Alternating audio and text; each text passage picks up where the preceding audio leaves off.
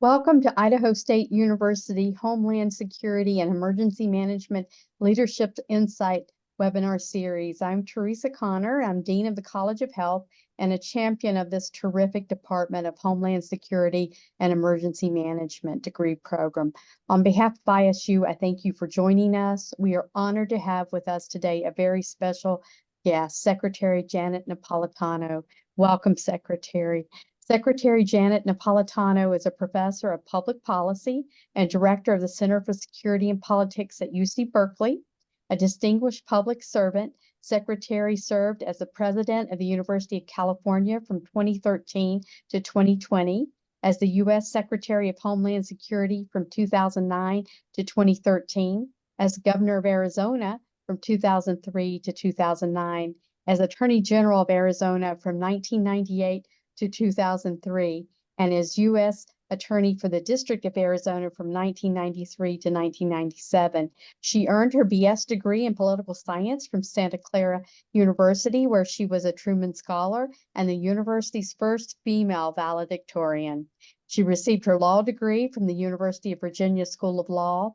As Secretary of Homeland Security, she led the nation's effort to prevent terrorist attacks, secure our borders, respond to natural disasters, and build domestic resiliency. Thank you, Secretary, for being here today. Thank you, Dean.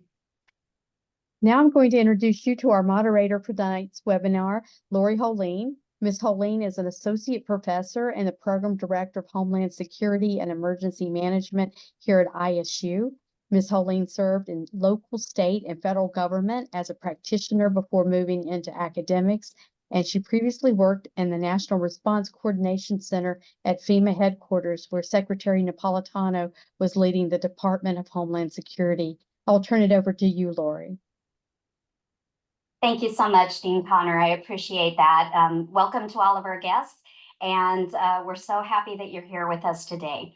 We're very honored to have Secretary Napolitano as our distinguished guest.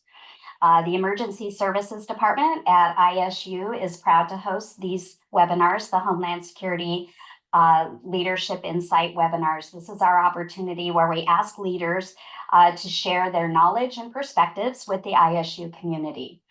I want to highlight just a couple of administrative items before we get started with today's program. All participants have their audio has been muted, and we have pre-gathered questions from people who submitted those in advance, and that's what we'll be using kind of in a fireside chat style for today's discussion. But we still encourage you to use the Q&A if you have other thoughts and other questions, and we'll do our best to work those in as we have time. So, Secretary Napolitano, thank you so much for spending some time with us today. To set the stage, could you share maybe a little bit about the journey that led to you developing this expertise and your knowledge about Homeland Security? Sure. So actually, my first exposure to Homeland Security was in the field of domestic terrorism, because when I was the U.S. Attorney for the District of Arizona, Tim McVeigh blew up the Murrah building in Oklahoma City. And he had planned that bombing while he was in Arizona. So my office was responsible for helping to assemble the evidence on the Arizona side of that prosecution. And so that obviously created a lot of interest in me in that topic. And then obviously, as the U.S. Attorney, we were responsible for criminal prosecutions for all border-related crime, drug crime, cartel action, human trafficking, serious immigration violations, and the like. So I became very, very familiar with the operations of the border.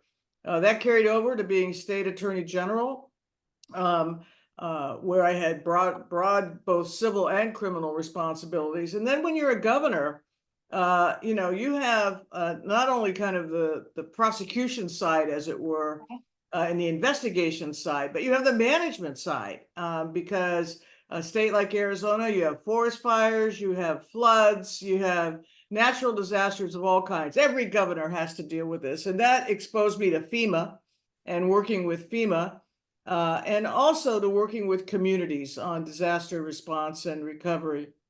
and the whole community of first responders who are operational there.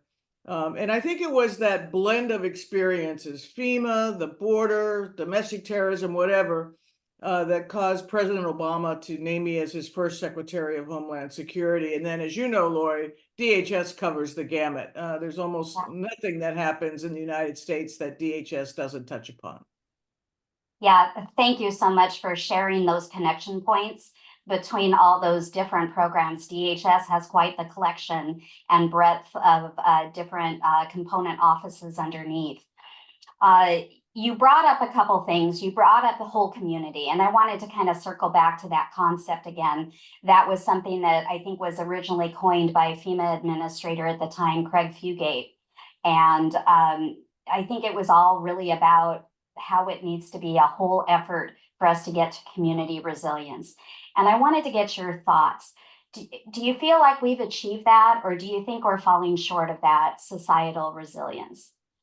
Oh, I think we're much better at it. Not uniformly across the country, but I think it's much better. You know, we learned so many lessons from Katrina, where there was, failure at every level, municipal, state, federal, and it was a terrible crisis for our country to go through, and for the people of New Orleans in particular to go through. But there were lessons learned from that. And then when I became secretary, we brought in Craig as our FEMA director, we really took the view that communities themselves needed to be better educated, better prepared, better able to handle themselves, and people needed to be empowered to in terms of what to do, where to go, how to get help when they needed help, how to know whether they needed help. And so we began kind of a massive kind of reorientation of FEMA in that regard. After Katrina, people just assumed that FEMA was the first responder. They were always going to be the first agency in. And of course, emergency response doesn't happen that way. When you call 911, you're not going to get FEMA. You're going to get your local police or sheriff's department. And so that's where it needs to start. Yeah, well, that's so great. When you talked about that local, we use that phrase of all disasters start local and they end local, because we use that ladder of support and reach out to the higher levels of governments where it goes from the local to the state and then up to the federal level for support. So thank you for your feedback on that. How would you describe your leadership style, and how has that helped you navigate through so many official positions in your career? Well, you probably have to ask others what my leadership style is, but I think it's a couple of things. I think I'm very direct. I try to be very clear in terms of what my expectations are. I try to set goals for the team. I listen and listen to the people on the team, particularly those who are bringing particular expertise to bear.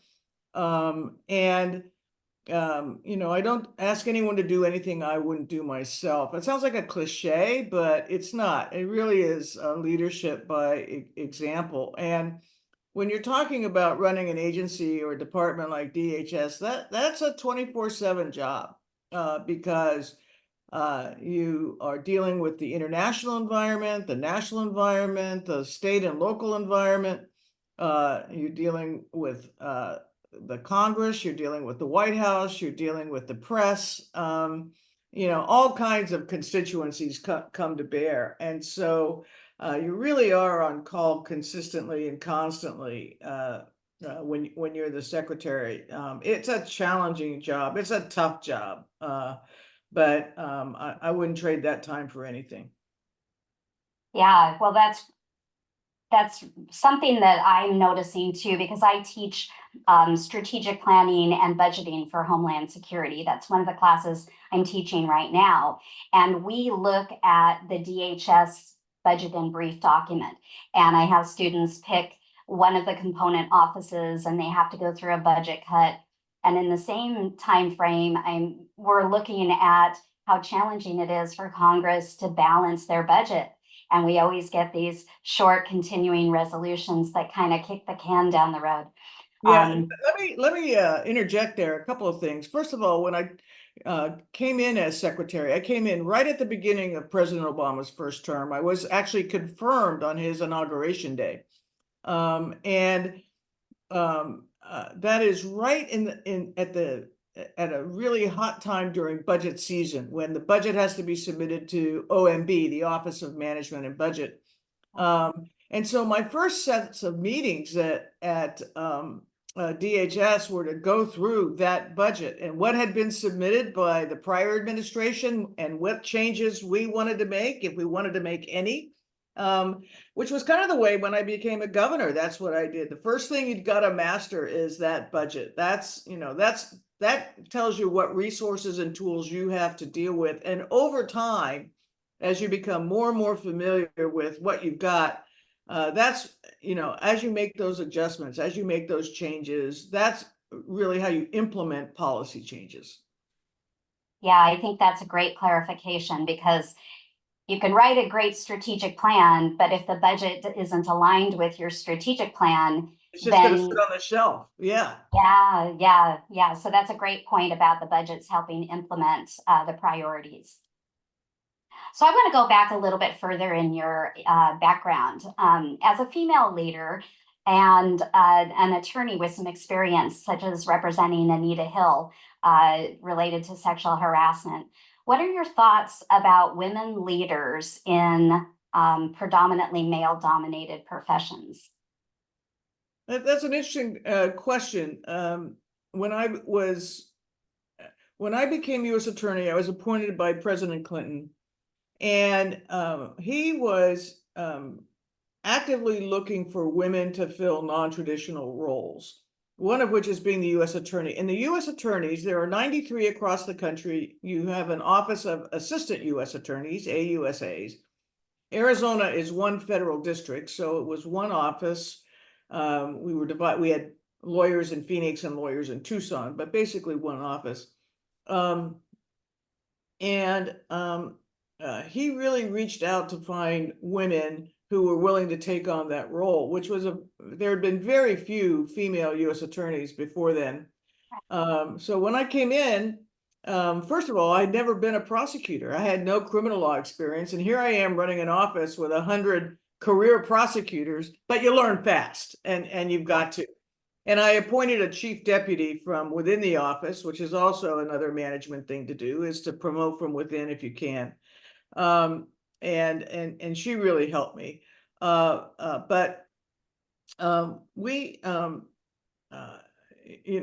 you're the U.S. Attorney, you're working with all these federal agencies. You work with the FBI, the DEA, the ATF, the then INS, the Postal Inspector, the Secret Service, the whole alphabet soup.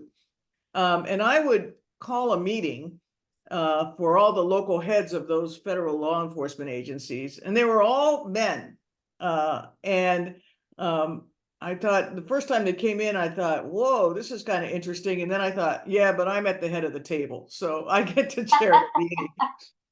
But you've got to, you can't take it for granted. You got to be prepared. You got to be, like I said, I think being plain spoken and direct is important. And then you got to look for opportunities to relate to people outside the work context. So in that vein, I learned they didn't like to talk in meetings, but they like to talk on the golf course. I didn't know how to play golf, so I went and took some lessons, and then I started going to some best ball tournaments and so forth. And then they were chattering away. So yeah. Well, that's a great piece of advice. That was something that I was gonna follow up with. We're seeing, which I'm very pleased to see, we're seeing more and more females coming in and For sure. taking on the discipline and getting their degrees in Homeland Security and emergency management. And I've even looked at some charts and graphics that are showing that the trend is going up. There's more and more women that are being attracted to those kind of emergency management, critical services, helping communities type of positions. So do you have any advice for how to navigate that kind of through, you know, what might be a few uncomfortable moments in times when you're gaining some leadership positions and you might not always have the support you're looking for? Well, you know, maybe I never had any guff. I never had to take any guff, but I know other women who have, and the way they've handled it is not to take it and just call people on it and say, don't do that, don't say that, that's inappropriate, let's move on. And you're right, Lori. As in many other professions, women are a growing percentage, and it's good to see. So while I may have been one of the first in many of my career iterations, I'm certainly not going to be the last. Yeah, wonderful. What do you think was the most significant learning curve that you encountered when you were transitioning from your role as the governor in a border state that you mentioned all of those Homeland Security elements, but then when you had to transition to becoming the Secretary of Homeland Security? What was that transition or learning curve like for you? Yeah, well, I'm going to tell an anecdote from when I was a new governor. Because that was a transition too, going from being an attorney general to being governor. And one Sunday morning, I was actually out playing tennis, and a fellow on my security detail came over and said, your chief of staff needs to talk with you. Well, when you get a phone call from your chief of staff early on a Sunday morning, you know it's not going to be good news. And it turned out that two lifetime life sentence prisoners at our maximum security prison had taken two prison guards hostage, a male guard and a female guard. And they had been able to get them into a tower that was in the middle of the prison yard. And they were secreted there. And the tower was, because it had been built to be impregnable, it was where the prison armory and the prison pharmacy were both housed. And these guys, of course, their original demands were outrageous. You know, they wanted a plane to South America, they wanted millions of dollars, they wanted their convictions expunged, etc. And it was like, no, we're not doing that. We had to bring in, we put the prison on lockdown. We had snipers positioned all around the roof in case they ever came up on the top of the tower. And I gave a shoot to kill order if there were ever a time when they were both available and could be taken out. But they were too smart for that. They never did it that way.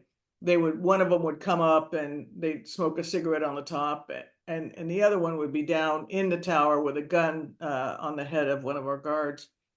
And it was, as you might imagine, an incredibly tense circumstance, and where lives were really on the line.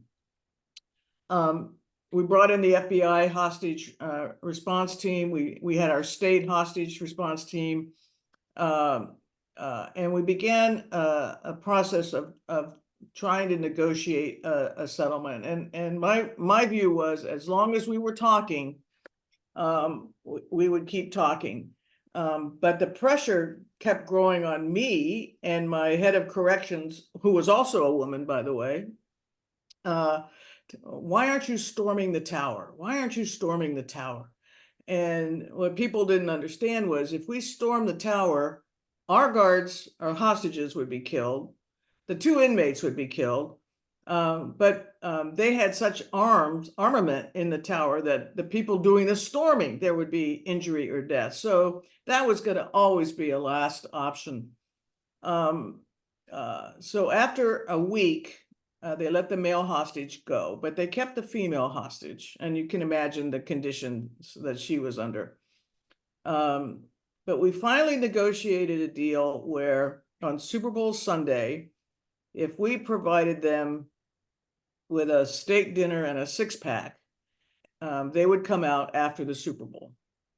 Now, normally you don't let alcohol in a prison, but in this case, it seemed to me a reasonable accommodation.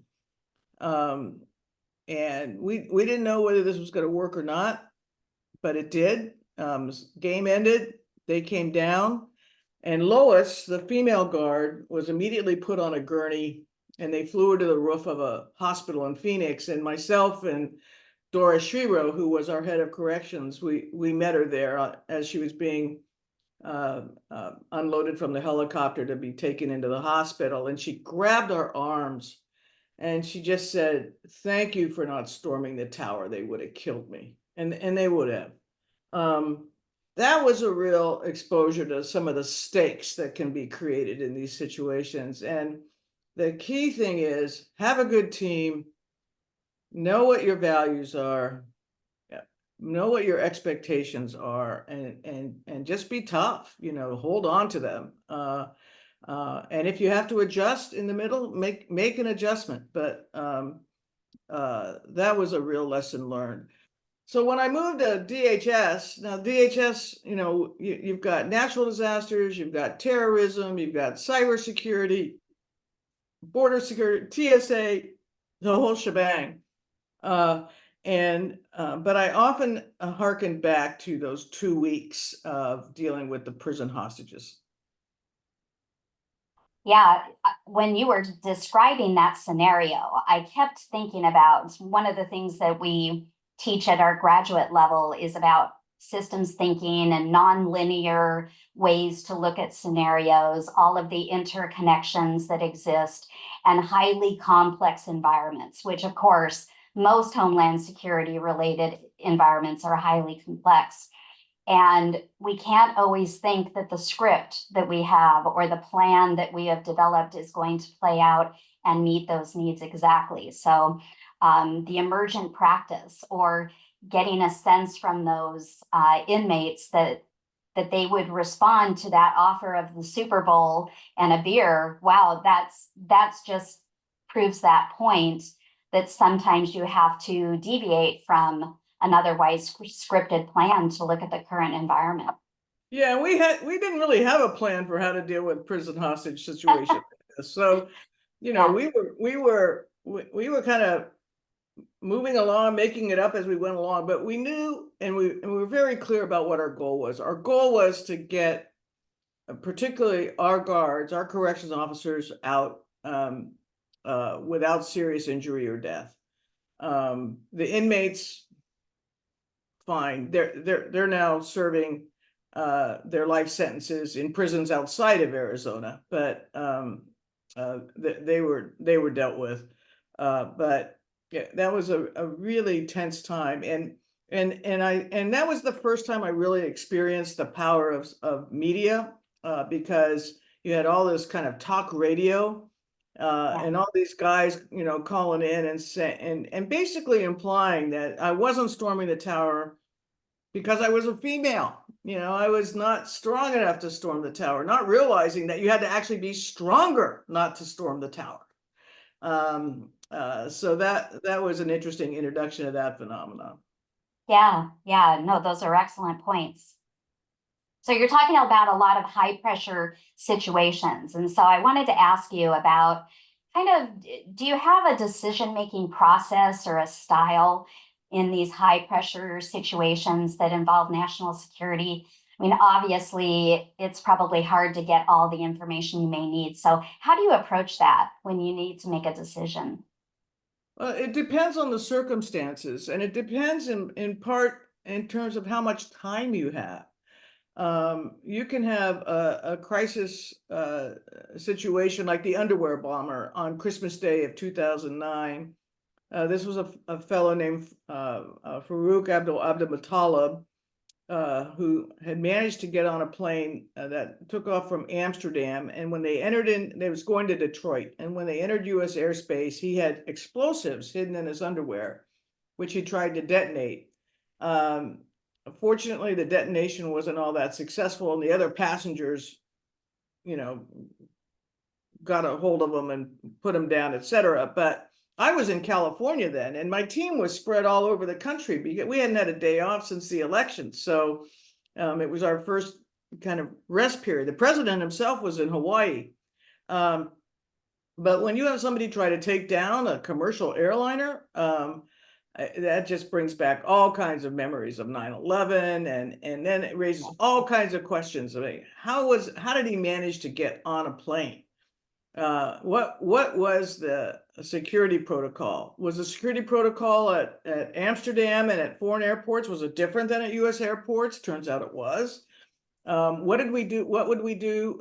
We needed to figure out, were there any other planes in the air that had somebody else that was getting ready to blow up their underwear? We had to figure out, the background of this guy, where he got this explosive, how he got trained, who he was working for. And it all had to go super, super fast. So sometimes on those things, the key thing, we had a process in DHS called a nickel call. Nickel is an acronym, and don't ask me what this stands for. It's just called a nickel call.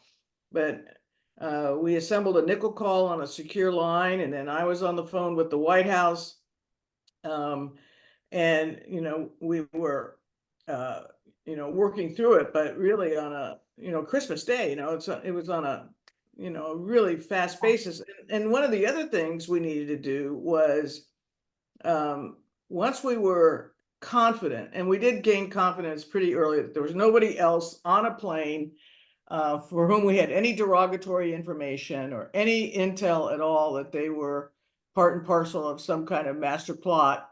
The US airline industry, that's a heavy travel period. People are traveling over the holidays. And so to manage that and to persuade people they would be safe if they flew, and then to deal with all the reverse engineering on Abdomitalo. So the first thing was, what do you do day one, hour one, then hour 6, and so forth during the first day. And then we had to work our way through putting together, the whole scenario over time. So that's an example of one where you have to make decisions quickly. And that means you've got to have people around you who are knowledgeable, who are smart, who know how to bring relevant information to you. You don't have time to read a long briefing paper. You don't have time. And the information, as the hour goes by, the hours go by, it changes, right? You never have perfect information. You never have complete information. Yeah. So this notion that you can kind of sit around a table and know exactly all the pieces of the puzzle and how they fit together, et cetera, that doesn't happen that way. So you've got to make the best judgment you can with the facts that you have, and then be able to adjust as the facts change. You have to verify the facts, because misinformation starts flooding the zone too.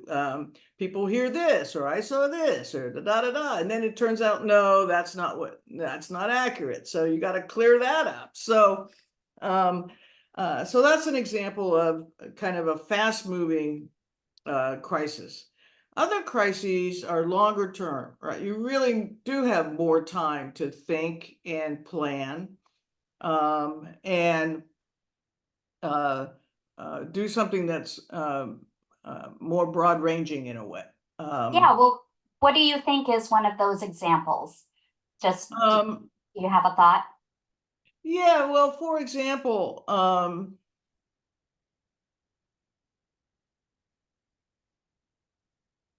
I'm wondering that a lot of times we're thinking about climate change and some of the changes that are happening in the environment that are starting to demonstrate themselves in our current environment. And that's a really good example, because there's so much happening now that's related to climate change, from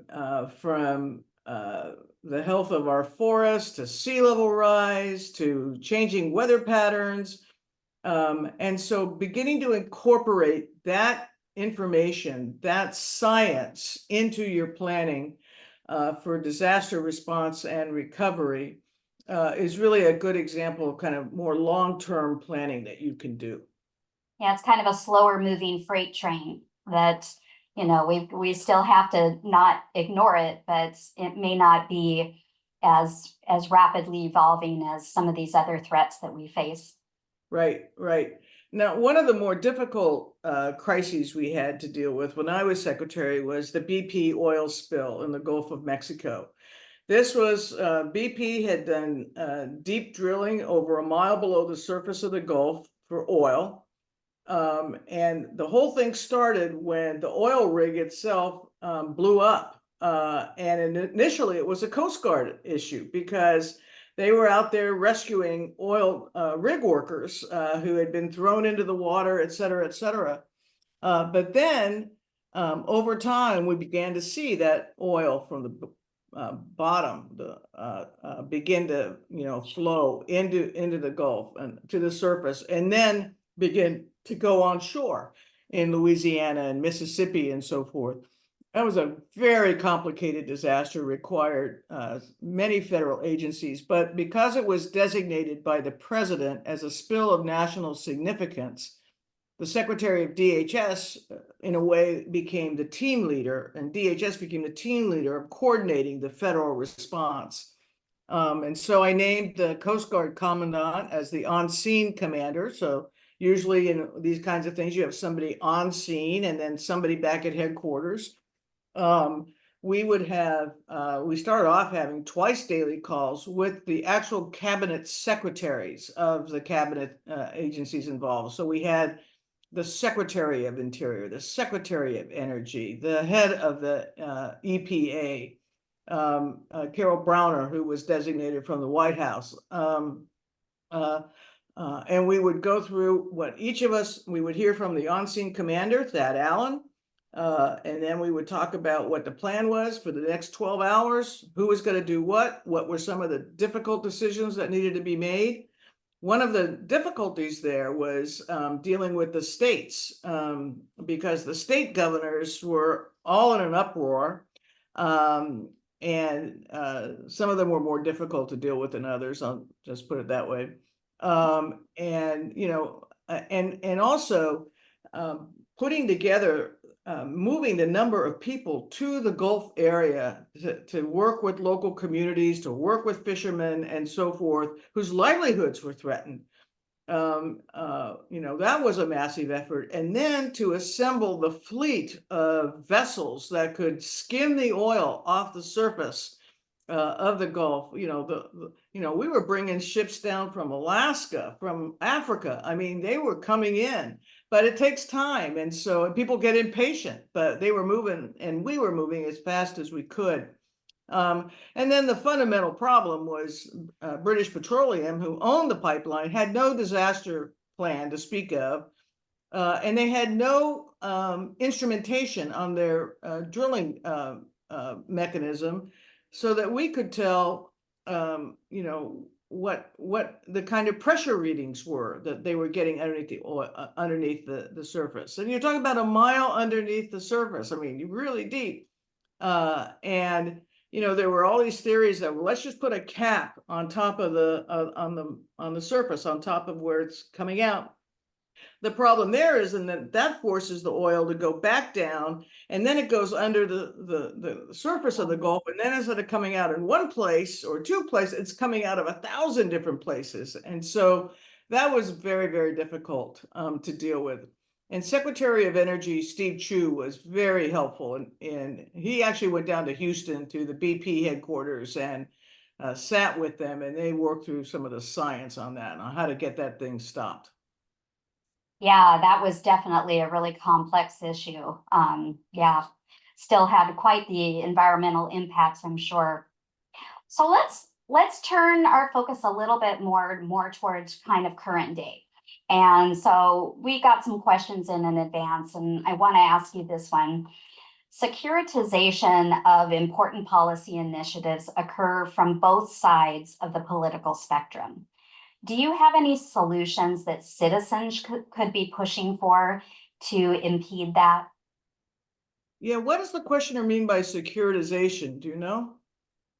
I think we're talking about policy initiatives, wanting to make sure we can actually get something into law that can help us with some of those aspects of needing to, have better security for certain aspects, and looking at kind of the current political environment that we've been seeing.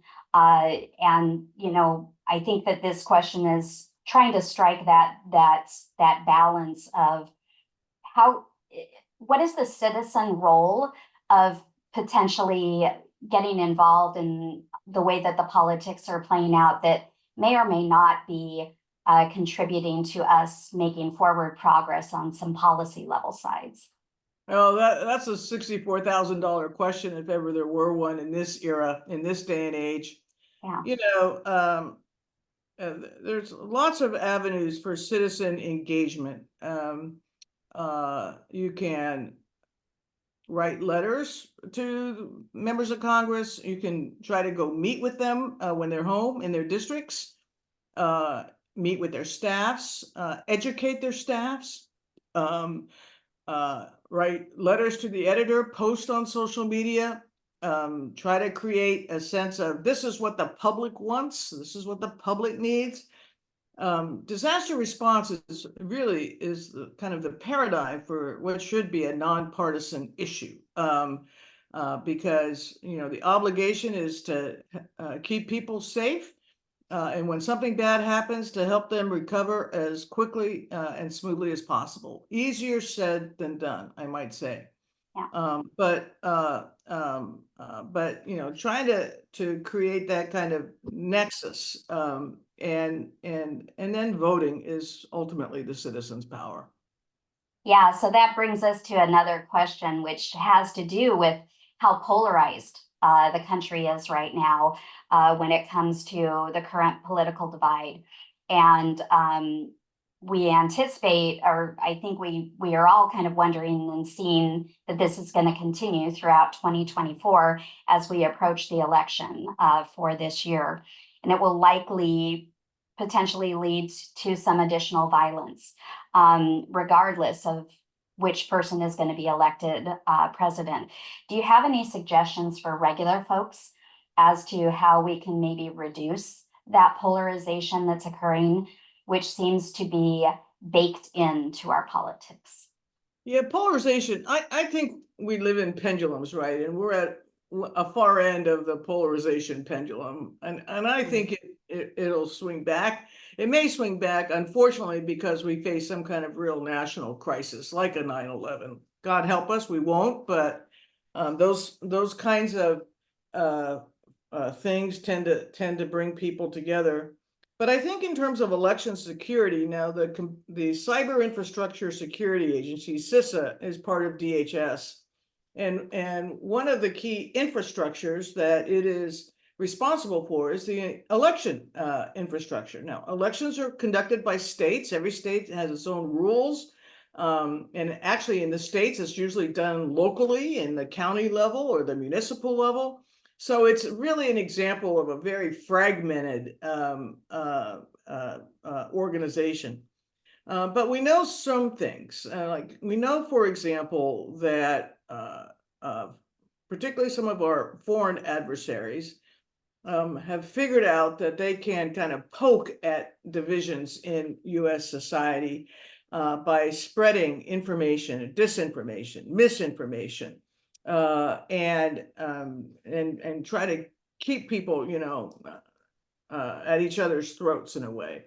And that's a problem that we're going to be dealing with, I think, for a long time, until we figure out a better way for people to ascertain what's accurate information from what's not accurate information. And then in terms of the actual mechanics of voting, making sure that the actual mechanics are done securely so that people can trust them. And I think one of the unfortunate outcomes of 2020 is that many people lost trust in the mechanics of voting, in the mechanics of counting the vote. And even though there were a lot of court cases, I think there were 61 court cases, none of which found any alteration in any vote or anything that happened that would have affected the ultimate outcome. nonetheless, it really undercut people's trust in the system and in the election workers who have to manage the system. And I hope we could get that back. Yeah, it's definitely, I think we're definitely going to see some flare-ups. We had another speaker who came in and talked about catalytic events and how having something that pulls and divides can create a more fragile environment where people act out even more. So, you know, being able to maybe diffuse some of those situations hopefully will be some capabilities that we can put into place. So I have one more question I'm going to ask before we're going to check in and see if we have any questions from our attendees. And just as a reminder, if you have a follow-up question, or if you have a question you would like to pose to Secretary Napolitano, you can use the Q&A feature and submit your question there. But so here's one more question for us to get your thoughts on. Do you have any recommendations for rural jurisdictions that have limited personnel that are dedicated to managing natural hazards and human-caused incidents? Yeah, rural is tough. And Arizona has two largely urban counties, Maricopa, where Phoenix is, and Pima, where Tucson is. And the other 13 counties of the state are very rural. And we also have Indian country, which is some of the most rural and isolated parts of the United States. And the issue of resources and resource availability and training and capacity, et cetera, it's a real problem. You know, one of the things we tried to do in Arizona was to encourage young people from rural areas to go into this field and to go home after they went to ASU, Arizona State, or U of A, or wherever, to go home and contribute in this fashion to their communities. We did a lot of training at the state level so that the state kind of bore the cost of the training, and we would financially support some of the poorer counties in being able to send personnel to those trainings. And then in rural areas, you know, don't forget the National Guard. Every governor has a National Guard. They're well resourced, they're well trained, and when things get really bad and you really need help, the governor can call out the Guard. Yeah, absolutely. Those are a good point. I'm gonna check in with Professor Mike McKiddish. Do we have any questions, Mike, that we'd like to bring forward?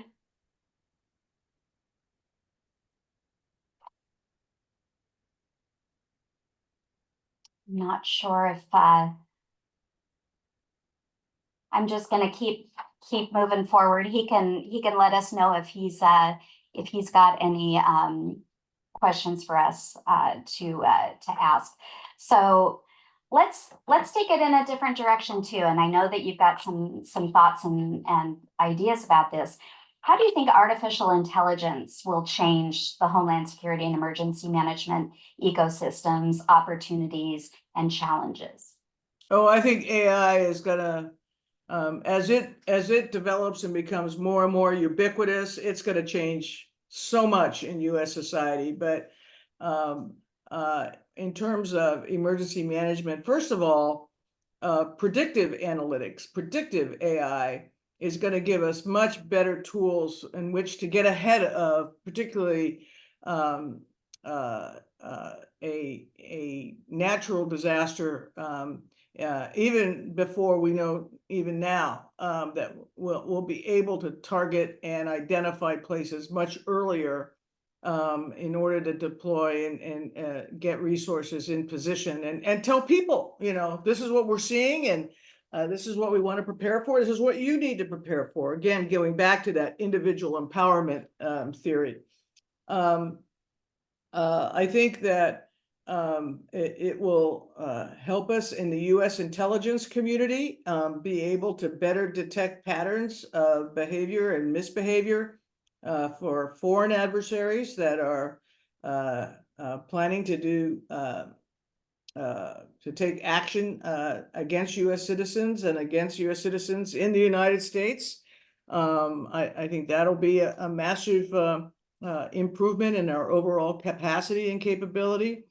And I think other technologies are going to become more available. For example, I'm at the University of California. We've done terrific work on forest fire and on early fire detection and so forth. Before these, while these fires are 1 acre fires, before they become 50 acre fires or 500 or 50,000 acre fires. Those new technologies will become more and more useful. And then new technologies can help in disaster response. For example, if I were running FEMA today, I would start a whole program on the use of digital currency, crypto, in crisis and disaster response. People need cash, they need money, and getting the cash and ATMs and whatever can be a real problem. If you're in a community that's been wiped out by a hurricane or a tornado or what have you, crypto moves money fast, moves it automatically, and if you use the right source, it's safe. So I think those kinds of developments will only improve disaster response and resilience. Yeah, those are some compelling ideas that I'm sure there's going to be a lot of communities that are going to have to try to figure out how to work in that kind of space. But I think the potential of where that could go is amazing. So hopefully some of the people that are studying and academics and folks that are maybe conducting some research in those areas will have some insights for us. Right. And then, Lori, as you said, the impact of climate and climate change,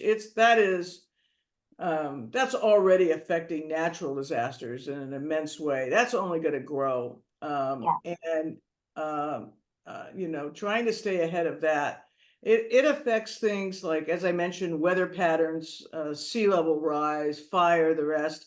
It affects immigration. There's a worldwide movement of peoples for many reasons, but many of them are moving in part because their livelihoods have been destroyed by changing climate. So, building in and thinking about how it's likely to manifest itself, but also how it's going to affect our first responders. If you're dealing with a natural disaster and the temperature is going to be 115 degrees and not 100 degrees or 90 degrees, that's a big difference. In terms of how you gear up, what you wear, how you make sure you get water, etc. Those changes are happening now. Yeah, excellent. Okay, well, I'm going to check in with Mike McKiddish and see if we've got some questions floating in from the audience. Mike, are you available to join us? Just have one question, so I just kind of want to remind everybody that the Q&A, if you have questions, please post your questions in the Q&A. So just one question right now. The Polaris Project, a private non-governmental organization, holds all the data for human trafficking hotline. Recently, over half the AGs have come out against Polaris for not sending human trafficking leads, cries for help, to law enforcement. What should be done about this? Well, I'm not familiar with that, so you're hitting me cold. I guess my first question would be, why aren't they sending the leads? What is the risk? What are they trying to? What is the danger of tipping off law enforcement? And then trying to see if you can mitigate that or deal with that. There's got to be some reason. As you say, it sounds totally illogical and wrong, but my experience is there's usually something that underlies that, or something that's happened in the past, a bad episode in the past. Maybe somebody's identity was revealed that shouldn't have been revealed, that sort of thing. My gut would be to reach out to Polaris and say, look, this doesn't make any sense to us. Why is this happening, and what can we do to make it better? Yeah, I actually see a couple other questions that came in before that one, Mike. I'm not sure if you hadn't seen those, but if you don't mind, I want to ask this one. It's a pretty overarching question here that came in from one of our professors, actually. What in your experience is the top Homeland Security and emergency management threat or risks to the US currently? Oh, it's hard to rack and stack them that way. I mean, they're myriad, there are many. But I think one thing, if you kind of back up and think about it, one is the diminution of trust in our society. People don't trust the government, they don't trust the media, they don't trust politicians, they don't trust each other. They don't trust universities, they don't trust teachers, they don't trust school. I mean, you see it in lots of different things, but in emergency management, where that comes into play is people don't trust what they're being told. So if they're being told, you know what, this hurricane is coming, you got to get out of there, you got to evacuate. If they think, that's baloney, or that's just so and so, and he's a Democrat, what does he know? Or he's a Republican, what does he know? That can be life-threatening. Yeah, if you're told that this is where you can go to find out about FEMA relief and state relief and where the Red Cross is going to be, etc. If you don't trust that, and you say, I'm going to do it myself, I'm going to go off on my own, that's going to make you less capable, less resilient. And if whole communities don't do that, that really undercuts our overall community responsibility. How we restore trust, how we ensure that, when people get on their phones, you get all kinds of information, right? You get, and people go to websites that they agree with or don't agree with, but we need some trusted sources of information that people will use and can deploy. I guess, speaking of technology, can you speak to the use of drones, robotics, and other technology in both emergency management and defense operations? What's the future look like? Oh, I think drones are actually an improvement. They give you tremendous visual capability, particularly in remote or rural areas. We were talking about rural areas before, Lori. The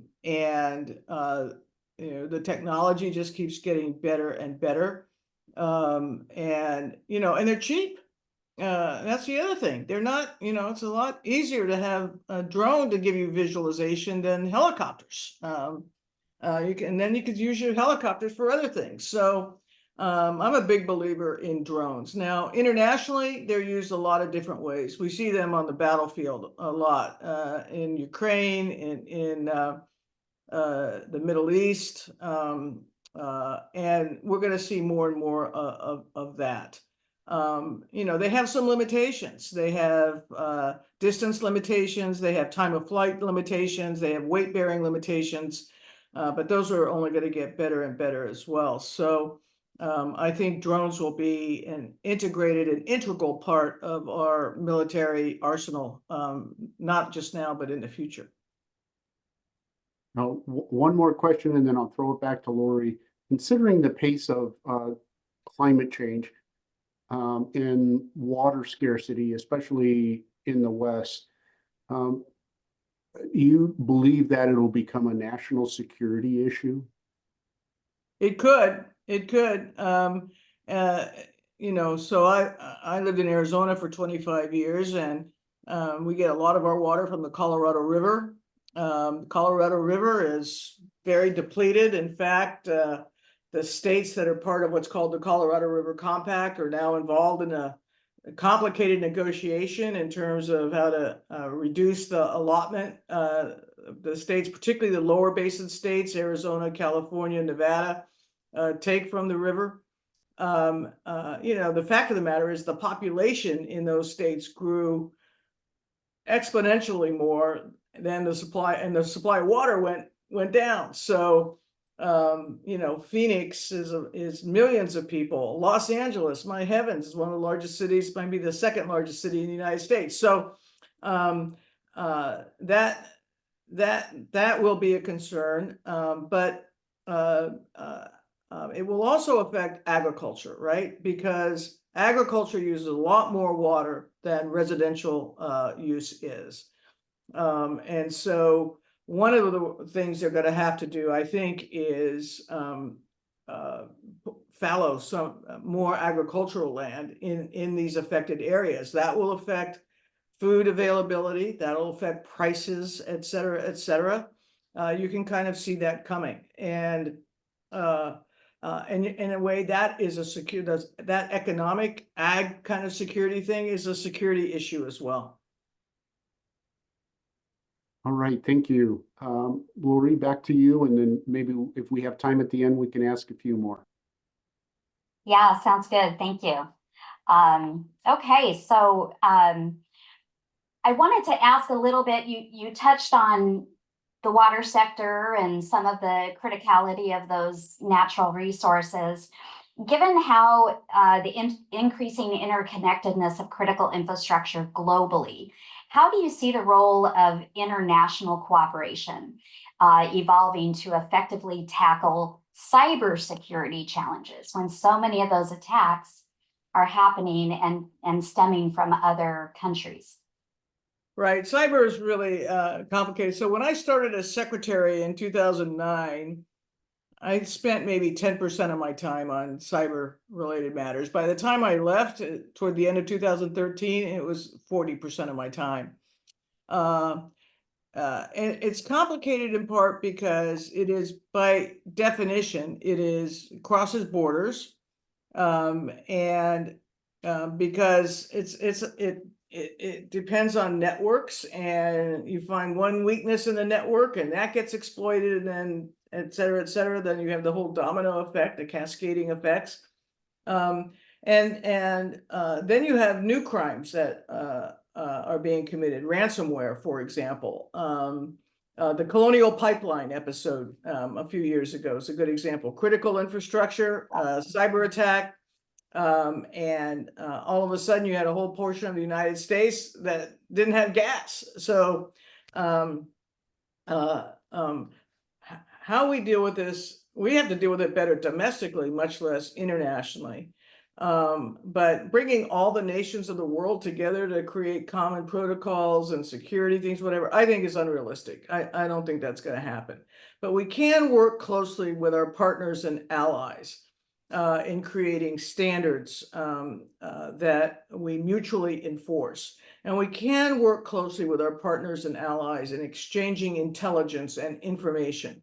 And we can work closely with the private sector that controls the overwhelming bulk of the nation's infrastructure in terms of what they need to do and the standards they need to meet to be more cyber secure.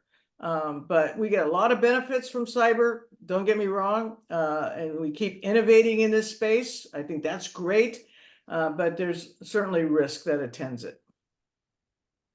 Yeah, it's definitely no easy answers on some of those, and the threats seem to be evolving faster than we can generate the people with the expertise to fill those jobs that we need. That's why we need universities, right? Yeah, for sure, definitely. Okay, let's talk a little bit maybe about radicalization and extremism. What are your thoughts about targeted violence and the rise of extremism that we've seen in the United States? Well, the United States has gone, this is not the first period in our history where we've had radical extremism. We had a whole period in the early 1900s of radical anarchists bombing and so forth. We had, in a way, you could consider the McCarthy era as an example of extremism. We had the whole rise of vigilante and militia groups in the 1990s. We had some environmental groups that were very militant and violent, Earth First, for example. So, this is not the first time, but I think the difference now is it seems to me there's more of them. And I'm talking domestically now. We can talk internationally in a moment, but domestically now there's more. And social media enables individuals to connect more. So whereas in the past you might have 2 or 3 guys who kind of got together and decided we're going to blow this up or we're going to blow that up, etc. Now, you get on a particular website or a chat site or whatever, and all of a sudden you're not alone. And it's not just you and your buddies. It's, this whole group. And then you start spreading these conspiracy theories and so forth. It's a very big problem for law enforcement. Because, the First Amendment controls domestically and people can say what they want, and no matter how kind of dumb or whatever it is, they can, they're entitled to do it. Our Constitution protects it.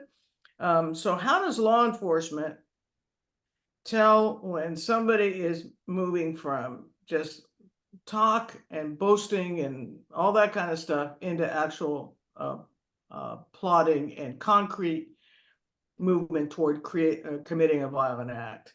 And I think law enforcement has to get much better at that. And actually AI may be helpful in that, because AI is, one of the things AI does is help you see patterns. And that could be a real assistance to law enforcement. International terrorism, it seems like we put down one group, another one develops. We had Al-Qaeda in the early 2000s. Then we have Al-Shabaab, and we have ISIS. Now we have any number of groups. And, that depends, their rise is a complicated phenomenon. It's partially derives from cultural context, economic context, geopolitical context. And, the whole notion is, from a Homeland Security perspective, is how to make sure none of those actors can pose a direct threat to U.S. persons. Yeah, I wanted to touch base maybe a little bit also about, what are your thoughts about the role or the elements of mental health that could be something that we're seeing contribute to acts of violence, particularly possibly that are playing out in our schools, which are where our most vulnerable populations are at? Yeah, mental health, again, is a tough thing. And again, this is an area where I think AI may be very helpful for us to help us identify earlier people who are not only suffering from mental illness, but suffering from mental illness that is leading to becoming, for example, a mass shooter or a school shooter and so forth.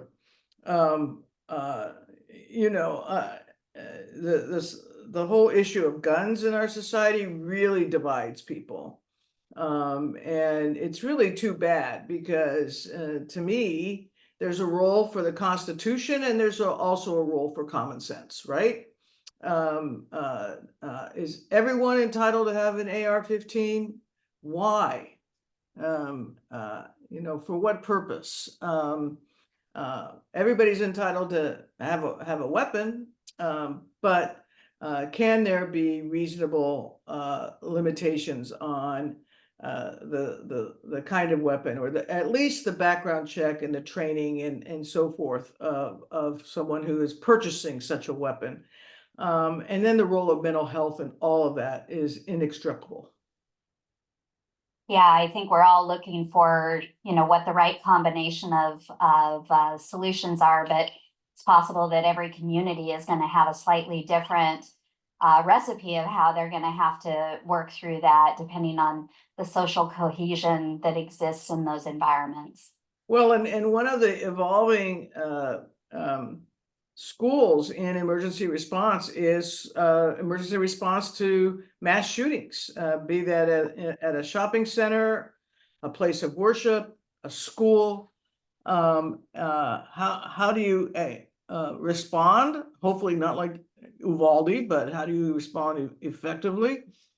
Save lives, and then how do you help a community heal after something like that?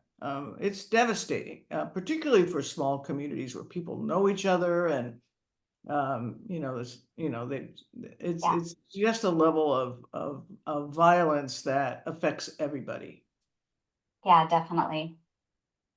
Are you doing okay on time? I'm wondering if we could head back and do a few more questions from the audience, if that's okay with you. Sure, fire away. Okay, come on back in, Mike, and see what else we got. Sure. Just even going off of your last statement, what happened with Uvalde and the loss of trust, I guess. How can DHS and other federal agencies, what can they do to help get that trust back? I think community engagement. I think when people talk with each other and they know each other, that really that is not technical. It's whatever, but I think it helps. It's really hard to demonize somebody you've actually spoken with and talked to. And where DHS is concerned, now, of course, when people think of DHS, they think of the border, and the border is a big problem. I'm not going to underestimate that. The numbers are simply not sustainable. But there, we really need the political process to help, to provide DHS with more resources, to provide the immigration courts with more resources, and to have an effective, strong policy that's still consistent with our values. Awesome. And jumping ahead to something that's currently just happened, can you, in your opinion, what went wrong with the fires in Hawaii, and how can we avoid the outcomes in the future from that? Yeah, Mike, I haven't read any of the after action reports on what happened on Maui. It was terrible. It was terrible to see. And if you've ever been there, it was, it was awful, particularly for the people who live there. I think, if you're doing an after action report there, first thing you have to understand or need to understand is what caused the fire, why did it spread so quickly, what was the process of alerting people, was that effective? Was the emergency response well organized and well conducted? Were they able to limit the fire effectively? And then you've got to go into longer term response and resilience. How do you rebuild a community that's been devastated in such an important area of the community? And I'm sure that there'll be, I think they're probably already after action reports now. I just haven't myself seen them, and I'm sure it'll be studied for a long time. Yeah, going along with that, it's been, one of the members of the audience is a specialist that works for FEMA, and one of the things that they were saying was, application response time and extension to projects take far too long. In some cases, 10, 15, 20 years. How in your opinion, can we speed up this recovery process for survivors so they can get back to normal life as soon as possible? If I ran the world, I would put some real juice into really trying to simplify and streamline the FEMA process, to be able to have people go to one place, fill out one piece of paper, and get the resources they need to begin their rebuilding process, and for communities to be able to do the same. I think speed really matters. When your house is down or your community is down, it just can't sit there for a year or 2 years. You can't expect people to live with blue tarps, for months and months and months on end. So I think we can do better. Yeah, and then I think a favorite question for all of us that are in academia, what should DHS and FEMA do to develop the next generation of emergency managers and Homeland Security professionals? Well, I think programs like this are really great, because you're already tapping into people who are interested. I think communications and training, and consistency and persistence. I mean, not just, okay, we're going to do this training once a year. No. It's going to be easily accessible, and consistent and persistent. So it finally gets into people's heads, and becomes part of the kind of the context of people's lives and the community. You don't want people living in fear. But people live in fear when they lack knowledge. If they have knowledge, then they can adjust, they can operate, they can figure out what they need to do. And I think we need to empower and educate just more people altogether. And let's see, there's another question that has to deal with the current issue of what's happening on our southern borders, and especially in Texas as we speak. And to that, can you just speak? He's got a lot of things in here about the border. Can you speak to what's happening on the southern border? I know you spent a lot of time in Arizona and as DHS secretary dealing with border issues. Can you speak to what's going on with the border and how DHS might be looking at that, and what our current laws are in effect, and how we might be able to prevent some of the things that are happening with people on our southern border? Well, I think first of all, the mix of people at the borders has changed. So in the 1980s, the 1990s, it was primarily young Mexican males coming into the country looking for work, and then a certain small percentage, but a certain percentage with the drug trade. Now the mix is Central America, China, Haiti, Cuba, and Mexico, but it's a whole mix, and many more women and children, families coming. And you have to appreciate how desperate you have to be to leave your home and make that journey and get to our border, as just a human thing. But it does create a vulnerability, because we can't know who all is coming into the country. Drug trafficking is a problem. Fentanyl is a problem. Human trafficking is a problem. And I think it requires a real whole of government response. We need to be working with the countries of origin where people are coming from, to see what can be done to limit the incentive for people to have to leave. That's kind of called dealing with the root causes. Work particularly with the country of Mexico, which is a transit country and a source country. When people get to the border, we need the ports of entry to be able to process people quickly. And when people are picked up between the ports of entry, we need a way to immediately, effectively adjudicate whether they may be entitled to asylum, and if they're not, to remove them. Say, look, this is our law. You don't meet the standards of our law. You can't come in.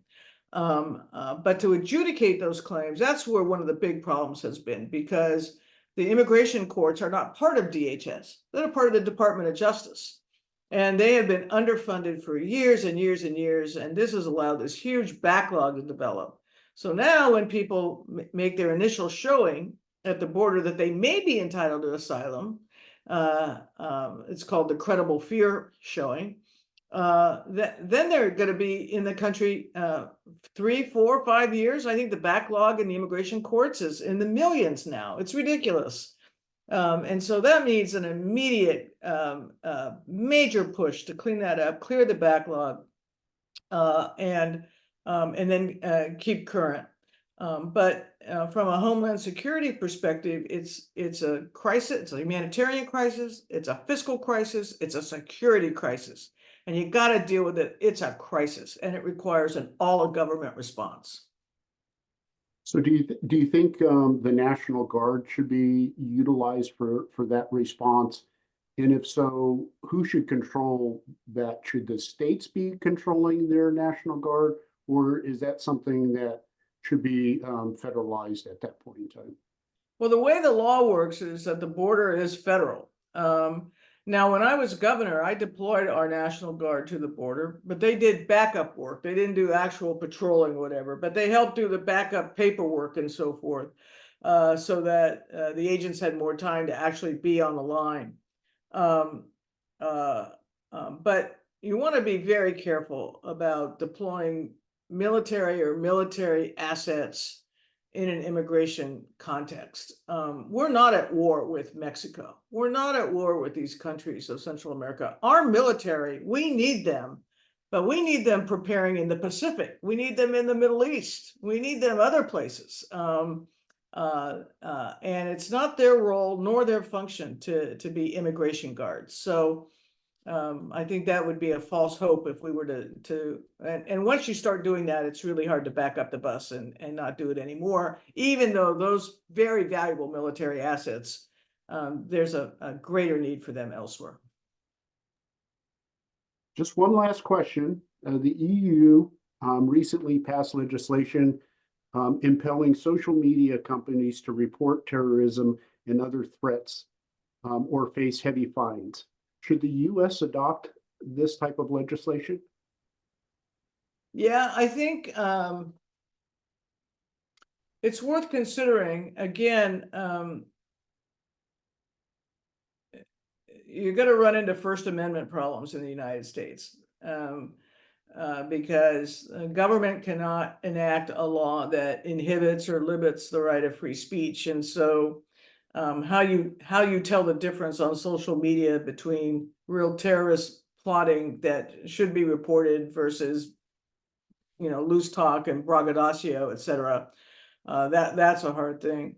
But I think we ought to watch and see how the EU how it's working, and if it's working well and they're getting useful intelligence, et cetera, we ought to look at it.